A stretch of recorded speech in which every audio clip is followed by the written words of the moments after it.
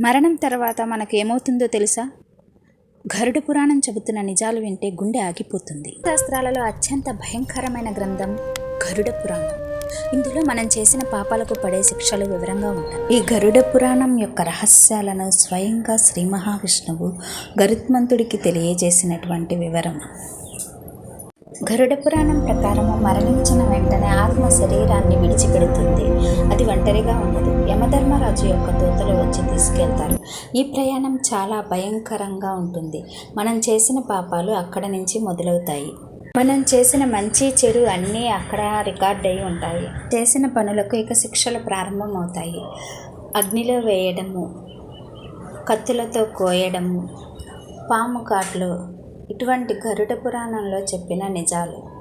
ఇవి కానీ మంచి పనులు చేసిన వాళ్ళకు ఈ శిక్షలు ఉండవు. వాళ్ళు స్వర్గానికి వెళ్తారు, శాంతి ఆనందం పొందుతారు.